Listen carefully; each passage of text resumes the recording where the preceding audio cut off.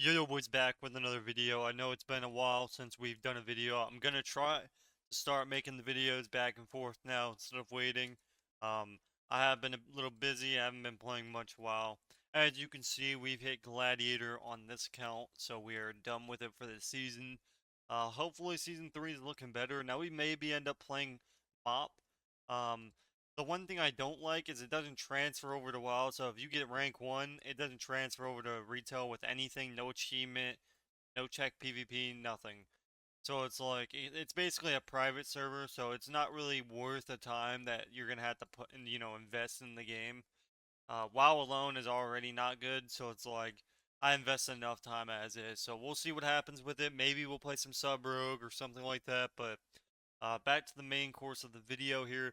We are playing the good old fast HPAL. I've been maining HPAL for a while now. Um, I do enjoy it. It's one of my favorite healers. Usually it is pretty solid. So over the last few seasons, it's definitely been good. Same thing with the last expansions. So first off, we're going to be starting off with gear. Now things may end up changing, so it's really don't focus too much on the gearing wise. Um, I assume everything's gonna be slowly, slightly the same. So you'll probably end up running 4 set in season 3, but obviously we can't know until we get there. So we are running 4 set. I am running the gem. I'm only running 2 other gems, so I'm not full gemmed up. Gearing wise, again, it doesn't really matter, so there's really no point of getting into it because everything's gonna change. So let's pretty much ignore the gear. So let's go straight into the talents because I don't run any macros, so I have no targeting macros. If you'll see in the clips that'll be coming up here, I have some frames up above, and that's how I'm able to see so much. And a lot of people don't have it. For example, I use Crusader as it. He doesn't use add-ons that shows his teammates' abilities or any of that, which is a really bad thing because a lot of time he overlaps CDs 9 times out of 10 or doesn't know if they have CDs that can literally lose you game easily. So, um, let's start off with the talents straight up, and then we'll go over to the add-ons. So with talents, we're running Lightsmith. I'm not really going to talk about Herald this video. If you guys want to see a Herald guide, let me know down below. Usually I'm not really switching up much. Talent-wise, it's not really crazy important. There are a few other talents you can run in this, but I'm not really going to get into that. We're really just getting into the basic, what you're going to be running and what it's looking like. So let's go straight into the PvP talent. So I usually always run Searing Glare. Searing Glare in general is just really good. Now, when do you want to use Searing Glare? Usually you want to either use it on 2 people. The best thing that you can get is on 3 people, of course. But the main thing you're trying to do is use it when they use burst.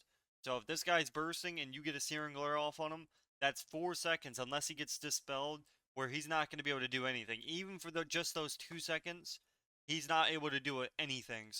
And as you can see, a lot of people on their burst, their first few abilities are their major damage goes. So Searing Glaring the moment they start bursting is really good to do.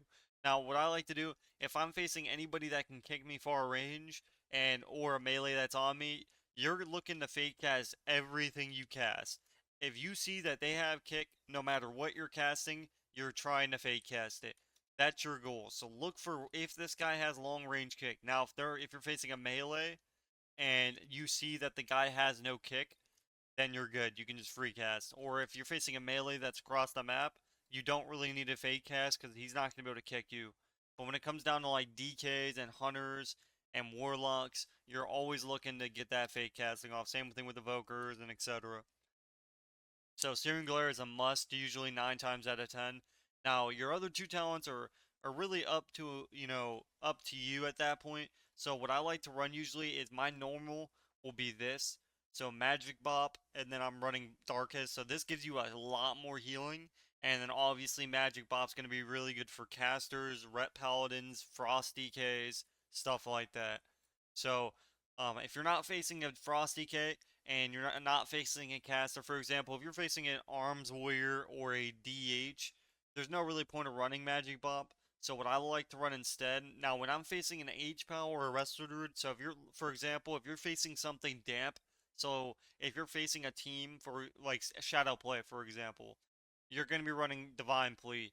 Now the game has been it's there's so many cooldowns invested in the game where games literally depend off damp. It's all based on damp. It's not playing good. It's literally whoever can out heal, whoever the better healer is, and whoever can literally out damp more. So the comp that can out damp harder usually is gonna win. There are examples of stuff getting countered, but overall, dampening comps this season have been by far better than melee comps, just by a mile. It's not even close. So it's like Divine Plea. If I'm facing an H Pal or Resto Druid, I'm running Divine Plea every time. If because you'll lose to an H Pal who's running Divine Plea always. They'll normally beat you because the games last so long. You're just gonna run out of mana.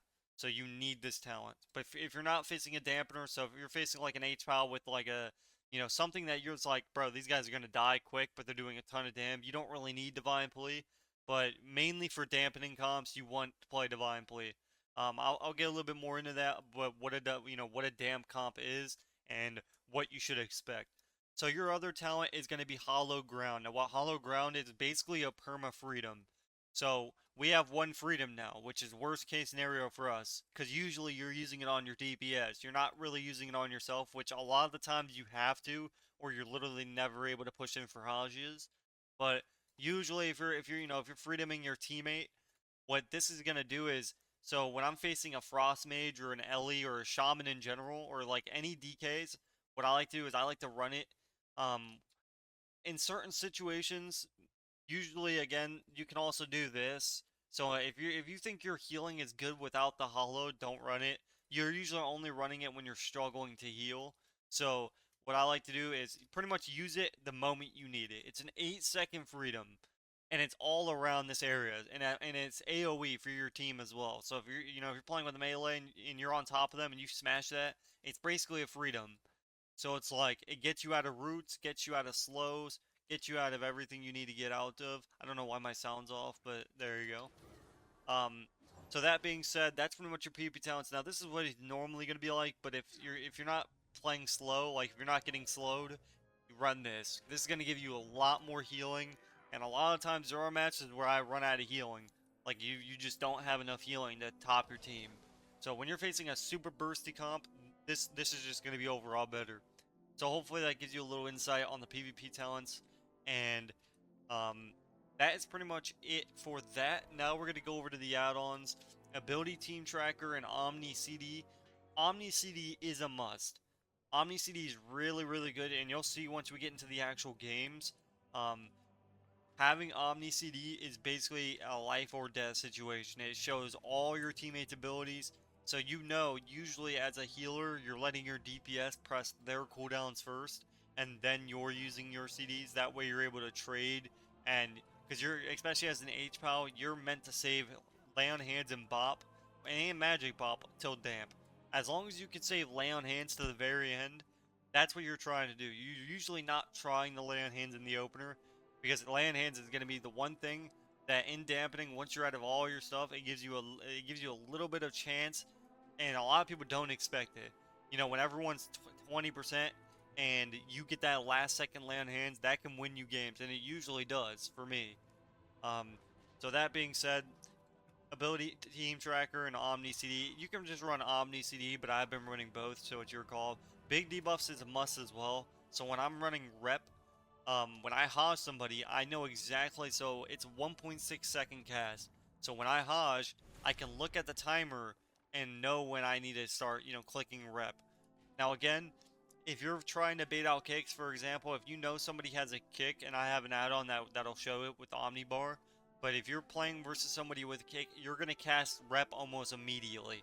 So when I Haj him, I'm casting Rep to get the kick out of the way. Now you can do a really good thing and get kick out of the way before you even Haj, but usually, as an H-Ball, you're playing a lot of setup comp likes, so you don't really have the time, so you gotta just go. So the moment I'm Hajing, I'm casting Rep to get the kick out. Now, when are you trying to fake cast? It all really depends on where the people kick. You have to base your fake cast off of what percentage they kick at. Some people kick instantly, some people kick at 80%, some people kick at 40%. It really just depends. So after you get kicked the first time, usually I'll fake cast either instantly in the first second, or I'll wait until I'm about halfway through the cast bar, so like right here, and then I'll fake cast, or I'll immediately do this. So you're either going right around here, so right around 0.6, or you're going immediately. That's when you're fake casting. So again, you're basing it off when they're kicked. You'll get so used to when they're kicking that you'll be able to sidestep, and get all that good stuff off. Next one is details. Details is really good in general, obviously. It's pretty much a no-brainer. Shows your damage of your teammates, shows the healing. As you can see, we literally destroyed these people. This guy did a lot more healing because they had a lot more CC. If we were to want to look at kicks, we can go to interrupts. We only kicked one time. So that's pretty much that. Alrighty. So now that we've gotten details, we have Gladiator, Shuffle, Blitz, Wins Tracker. This is going to track your legends and your glad. This only really matters if you're going for that. So if you're wondering how do you track your wins, that's how you're going to do that. So Omnibar, or nameplate cooldowns, I almost skipped over. So nameplate cooldowns is not only good to have, but it's kind of a must. You either have to be running nameplates or you have to run something that can track their cooldowns, because tracking their cooldowns is major. Knowing when they have trinket, knowing when they have these certain cooldowns, whether you're running Gladius or something else, you definitely want to be tracking their CDs. So, it's over their nameplates is going to show their cooldowns, so it's really nice to have. Omni CD, Omni Bar, I'm just going over these on accident. So, Omni Bar, what does Omni Bar do? Now, what I like to do is when I go to test, it's basically tracking all their kicks. Now, I do have it on Fade on my main too. So, I'm tracking Fade, I'm tracking pretty much anything major. So if you want to track the Evoker shields, if you want to track Death, Fade, anything like that, tree form, tracking not too much stuff, but enough to where it just, it's a little bit down there. You're able to track the big things, Shadow Step, just those sort of things. That's how you know as a caster, because obviously as a caster, you're not really able to look at their face unless they're right on top of you, and you really don't have the time. So that if you're playing caster, I'd advise in general to always run Omnibar, track the major things, and run nameplates so you have both. The next one we have is Omni CD. You'll see in the video, in the actual clips, why Omni CD is so good, and why a lot of people don't run it, but they should run it. So that pretty much shows all your teammates' cooldowns, and you'll see again, once we get in the actual clips, you'll see how major it really is. Arena updated too by Sammers. Now I run S Arena. I'll do a little quick go of it. So when you download it, go to Xaru and then just copy mine. And by then you can just do what you want with it. So you copy it, just pause the video, copy what you want. At least have something to where it's set up to where you at least have it. Because having Gladius or S Arena is kind of a must. Because the frames on WoW are just terrible. They're personally made are just they're really bad. It's not even possible to use them. It's that bad. And then we have Trophy GCD. Basically, all this does is it shows what ability I'm using. Usually, this is only really needed for recorded content, streaming content, stuff like that. If you're trying to show a friend something, that's how that's going to be useful. But otherwise, you don't really need it. So that's pretty much that. That's the add-ons. So now we're going to get straight on into the video. We are going to go over a few things before we get into the videos first. First off is keep in mind when you change a talent, you need to be putting the sync, you need to be putting this back on. Because what's going to happen is if I switch a thing, it's going to drop. So you have to, after every talent you remove, it's going to come off. Now you can't move while putting it, but a lot of people don't actually know that when you change talents, it's going to come off. So make sure you keep that in mind. The next thing is when are you using your Holy Bulwark and your Staker weapon? Now your Holy Bulwark is usually being used immediately. Usually right out the gate, once they start attacking whoever the main target is. So usually, again, I was playing Ellie Windwalker, so they're 9 times out of 10 going to be going Ellie. So as they start attacking, I'm throwing that out. It's a massive shield and it does a lot of healing. So having that pretty much the moment they attack, you pretty much almost have it the entire game. So it's just really good to have on the main target because it's a shield not only for yourself, but for your teammate. So you're using that pretty much like it's been pretty much like a Disc Priest PS. It's not as strong, but it's still, you're getting a lot of healing from it, and it's just really good. Your sacred weapon, what that's going to allow you to do is you're trying to use it. Now, I have a lot of times when I know a lot of damage is going to be coming out and I'm going to be getting CC'd, I'll throw my holy sank or my weapon at 100%, or I'll throw it out like 80%. Because by the time he gets to 30 or 40, it's going to start transferring HP to everybody. So it's like it can literally save you when you don't have any healing. And it's really good because it's pretty much a cooldown. It's its own cooldown. So it's like, it's just really nice to use. Now your sack, you're mainly trying to use your sack when they start popping off and you're trying to use it for pre's. For example, if they're pushing it on top of you, pre-sacking can stop everything from going on. So if you pre-sack somebody, you can end up pre-sacking a sheep, a fear, a Hajj, a rep, a blind. You know, there's just so much. So pretty much the moment you see that they're going on you, that's when you're sacking. You're trying to use your sack to stop that whole duration of CC. Because obviously, if you stop a whole duration of CC, it means their entire go is stopped. Because obviously they can't just keep CCing you in the sack, so they either have to go you or swap to a different target. So we'll get on to the actual clips here, and I will meet you guys there.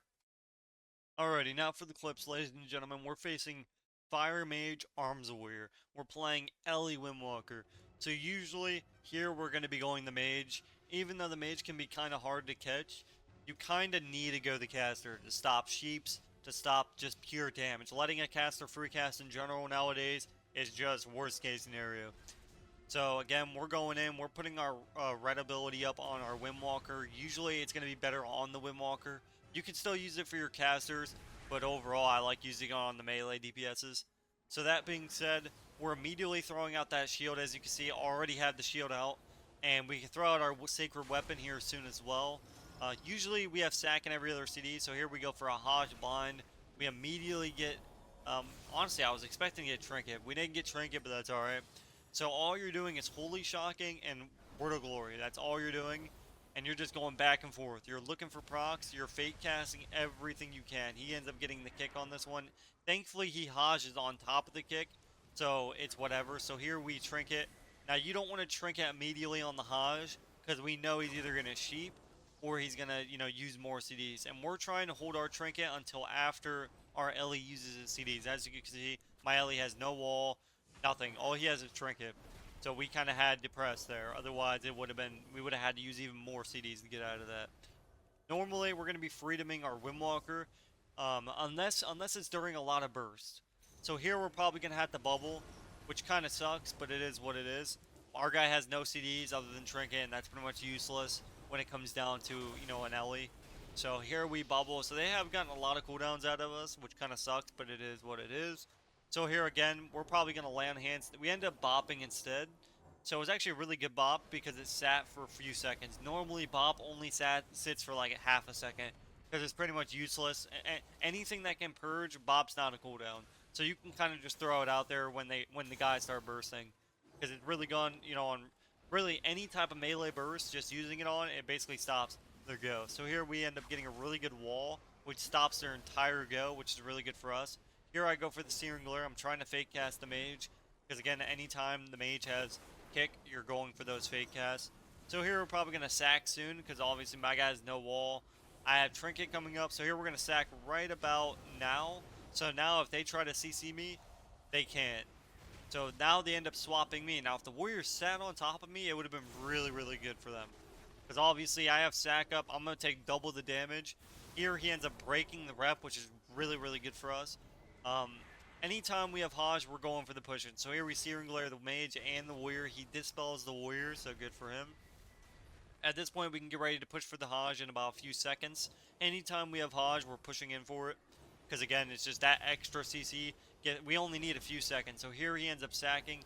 I Trinket the Sheep because my guy doesn't have wall. Here we get a full Hajj. They're going to take double the damage because he has sack on the target. So they're both taking damage, which is really, really good for us. Now, you're not going to blind into it because you don't want to use any other CC other than a stun because it's just going to break when he has sack. So at this point, again, it's a very easy rotation. You're literally just Consecration pretty much off CD. Not only will it give you a chance at proccing your heal, and you'll see a lot of the times when I click it, it ends up doing a lot of healing. It usually will do that, as Lightsmith because it just, you know, you're running that type of build. So here we throw out Sacred Weapon. We throw out the shield. So as you can see, it's transferring HP. So it has a chance at transferring HP. So now we're all pretty much good. We have extra healing. And here we get a full blind. He immediately trinkets it, which is really good. I don't even think he had to trinket it. Maybe he didn't trinket. Maybe my Ellie broke it, but whatever. So here at this point, we're still doing max heal. Now we have land hands. As you can see, we're holding land hands until this precise moment. Because obviously you're trying to save your land hands till the end of the game. So here they're all 30%. The goal is to finish the kill. So at this point we have sack. So we're using sack as a pre. So we know the HPAL is getting ready to push in, so we can sack here soon, or we can hold it. So here we sack. Now they can't do any CC but Hajj. That stops them from doing that's 10 seconds worth of a go. So he can't cheat me off this or nothing. My Windwalker's behind a pillar. He almost ends up dying because of really bad positioning, but it ends up being okay. Here we're trying to fake cast the mage again. We're never just casting with the kick in the window. Now we can cast. Unless the melee's on top of me. So now we can cast. We're going to run up, and we're going to try to do a simulator. A lot of times you're just not able to. Here we're going to trinket the rep, because my guy's in a stun. If he could wall instantly, then I wouldn't have had to. Here he ends up trimmering my fear, which is the really good thing about playing with an Ellie as an HPAL. So here, when you're getting those judgment procs, what that is pretty much is it basically gives you wings for free. Those procs honestly save you so much healing. So now, by the time my wings ends, even though you only get about 10 seconds, that 10 seconds can top your entire team off. So it's like, you know, really, really nice. Here we Sacred Weapon the Shaman. Now when you have Sacred Weapon up, you're trying not to get CC'd. Because if you get CC'd, your Sacred Weapon isn't going to do anything. But if you're out of CC, it's going to do a lot. So here we immediately bubble. My guys have 0 CDs. We cannot hold. We cannot wait. We immediately bubble, we immediately wings. This is the end of the game right here. We either win or we lose. So here we go for the full Hajj. After this Hajj, we can go for a Hex or really any other CC in the game. And as you can see, our damage is off the chart right now. We're doing unhealable damage. We're out of cooldowns. I don't have sack for a little bit, so we're immediately getting to a pillar. The reason we're on a pillar right now is because obviously we're trying to wait for sack. We're immediately throwing out our shield here soon, so we immediately throw it out. You never want to hold your shield. Here we can sack here soon. As you can see, the game's actually over, so they played very good. They played good. So I don't know if that helped you guys a bit. And also keep in mind, you're also using your wall offensively. When you wall, you're getting a lot of healing. So if you're struggling to heal, don't save your wall unless you know they're going you. Because if they're never hitting you, there's no really point of saving your wall. Use it as an offensive healing ability. Because that's what it is. You get it's basically like a mini wings. So if you're looking for more healing, using your wall offensively is really, really nice. And you'll see a lot of times that's what I'm doing. I'm using my wall offensively. So here we're facing a mage, rank 1 mage, and or actually a solid team. Now I almost end up getting one-shotted. You'll see they actually do a lot of damage. So here we immediately sack high. That pretty much saves us every CE. So we push them for the Hajj, we get stunned, we have sack up so they can't do any CC. We get a full Hajj into a blind here. We'll see if we go for it. Looks like we don't go for it. He gets a full sheep here. We're pretty much good for right now because our everyone's 100%. So there's no really point of us using anything. This guy ends up doing really good kicks. And you'll see mid-game, we start actually, this is what I mean by copying their percentage. So we know the mage is going to immediately kick main. A lot of the times you'll see I actually sideswipe the kick multiple times and it still goes off. There's a bug in the game, a delay. I'm pretty sure it's all depending on whoever has better internet. Because I've actually fake cast him a lot, but a lot of times, even though after my channel is done and it's red, he's still able to kick me. And you'll see that it happens a few times here as well. So here we put our shield out. Our shield's doing a lot of absorption and a lot of healing. Here we get a full Hajj. He trinkets it immediately. He gets an insta kick. Not even a global. I don't even know how he got that kick in the first place, but whatever. Now, you're not trying to click Divine Tool off CD. So you're using it when you have literally no more healing. Because obviously Divine Tool takes a lot of mana up. So this is a situation where I'm running Divine Plea. Because we're facing an HPAL and we're facing a Mage Lock. That is the definition of dampening. So at this point, we're running Divine Plea, so we don't really have to worry about mana. but we no longer get to use Aura Mastery as a wall. So it's not really a wall anymore. It's just our, mana efficiency. So here he knocks me over into the Hajj. We end up getting a pre. Yeah, they end up breaking, and as you can see, I almost get one-shotted. So I immediately have to trinket land hands myself. Literally almost killed me in half a global. Didn't even give me enough time to even move. So here he gets a full sheep. My guy has karma and diffuse, so he trinket walls. Really good. He might end up using diffuse off that. We'll see. It looks like he doesn't have to. So this guy is just doing max CC to us. So thankfully he's doing so much CC that he's not worried about damage. Because if he just done burst goes like he just did on me, they probably would have won this game. This is actually a hard game for us in general. Because we're playing with a Windwalker. If we were playing it like with a really anything else, it would be different. Because Windwalker's not a dampener, it really isn't. Now, it is a good comp, it's just not a dampener. It's not meant to survive super long. It just does a lot of burst damage. It's like a sub-rogue in a way. That being said, we're sitting on our pillars half the time. The only time we're ever getting off the pillar is when we're pushing him for a Hajj. Because obviously those Hajjas are going to win you games. So here he gets an AoE sheep. That's really annoying, but it is what it is. He gets a full karma, really good karma, but my guy immediately breaks in 3 seconds. So they did their entire burst rotation on my Windwalker, which is actually really good.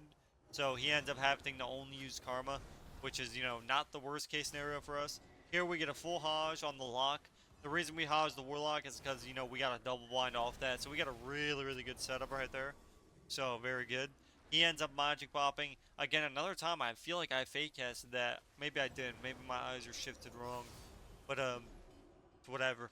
So here we immediately have wall, and the Windwalker has nothing. So 9 times out of 10, they're going to kill whoever has no CDs. Our Windwalker literally has no CDs. So we magic bop them high.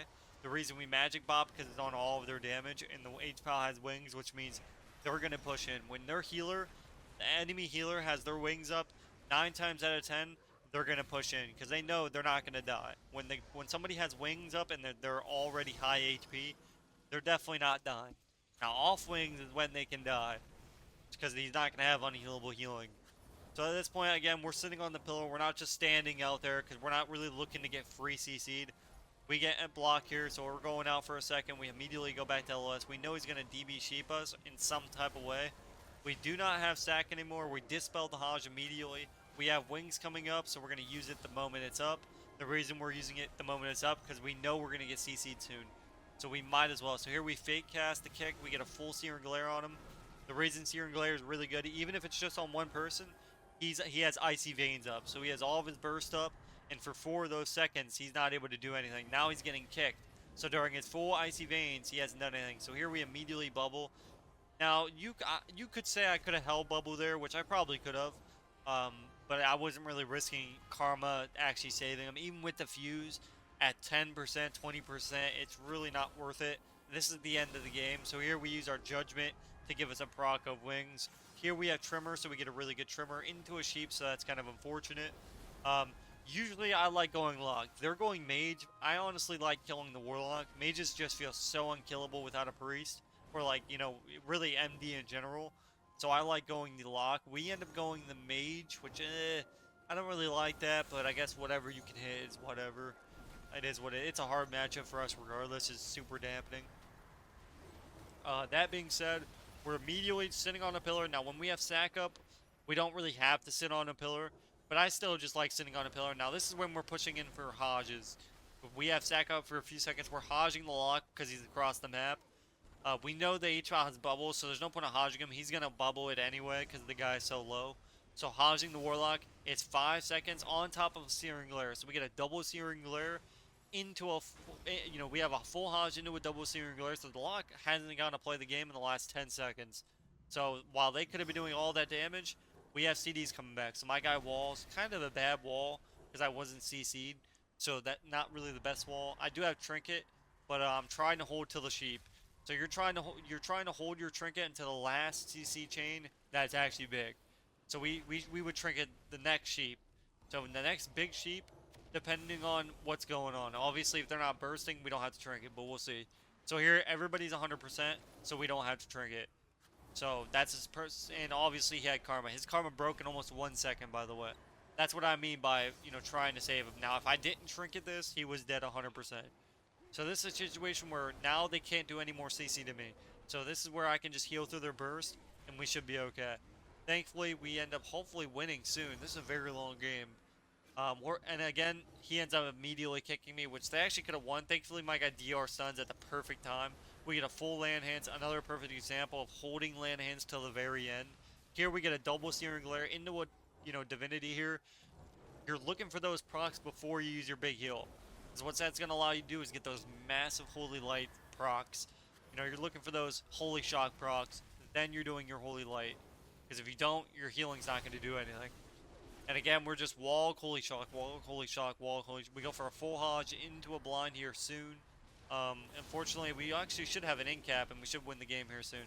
He ends up getting a really good ice wall, but then he literally shapes me into the ice wall, and I teleport out of it. So that's kind of funny. They actually might have won if it didn't bug like that, but thankfully it did. So here I get out of it. We're struggling to heal. This is the end of the game. Somehow we end up killing the mage out of all the things happening in the game, and we take him out. So actually a very hard matchup for us, but we end up taking the W. Hopefully that gives you some insight on what's actually going on in the game, because it is a lot going on, I will say. We lost to this team 2 times, so they beat us 2 times. We won once. This is usually going to be a loss for us, because this is just overall very bursty comp. I'm not even able to heal, and you'll see how hard it is. Even though we won this, they're supposed to win this. A lot of times you just lose to certain things, and if you don't play insanely good, you just lose. So we know he's going to go the Ellie.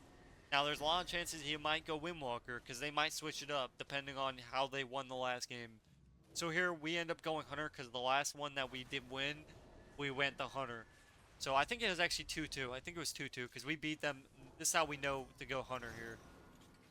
So here I preemptively sack. He knocks me out of the trap.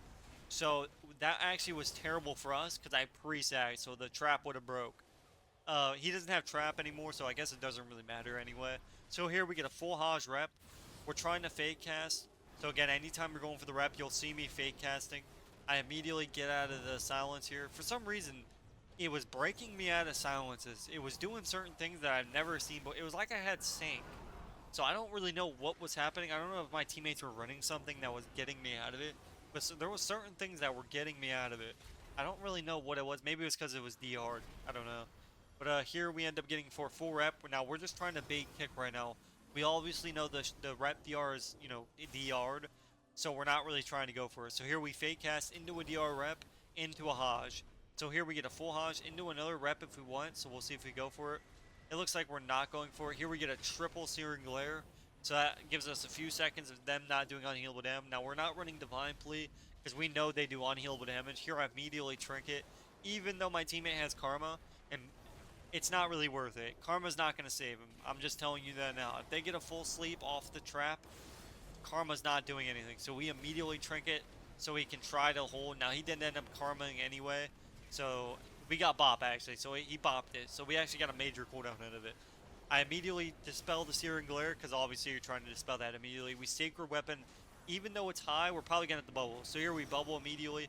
Now we can go for a full rep. So here we go full rep off the Hex.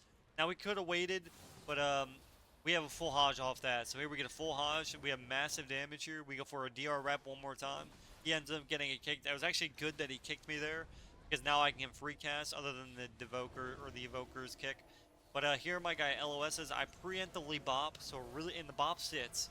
Usually your bop doesn't sit, so we get a full bop duration on their full CC chain, into a full turtle, into a full trinket. So we've gotten everything but, just bubble. So now we get bubble. Now we just need trinket from the hunter and he's dead. So here we're still in a scary situation right now. So here we have wings, so we're immediately clicking it. This is the end of the game here, so we have to kill right now. So after our wings, we're pretty much toast. We have lay on hands as our last effort, offense. So here we use our judgment. We immediately dispel ourselves, because obviously when he puts that purple thing on you, you're going to take 10 times the CC. We immediately preemptively lay on hands him off the trinket. This is the end of the game. We need to win. We give everything to our Windwalker. He has Karma. Now we just need to rep all of his shields. Here we get a 1 rep into 2 reps. So we're trying to get his shields off. We need to get those off immediately because we need to win the game. So here I get them off myself. Off this we Hodge and we have to win the game right now. So a full Hodge here soon. So right now we're going for it, going for the Hodge. We're trying to keep our guy up. Oh, it's very close. We're trying to keep him up. We immediately Hodge. He ends up getting a full stun into a full rep. We get a full DR rep, and we end up winning the game off. I immediately dispel. We get a touch death, and we win the game. Hopefully you guys did enjoy this video, and I will see you guys in the next one. Let me know what you guys want to watch next in the comments. Hopefully you guys do enjoy the content that I'm putting out. It's been X. Peace, peace.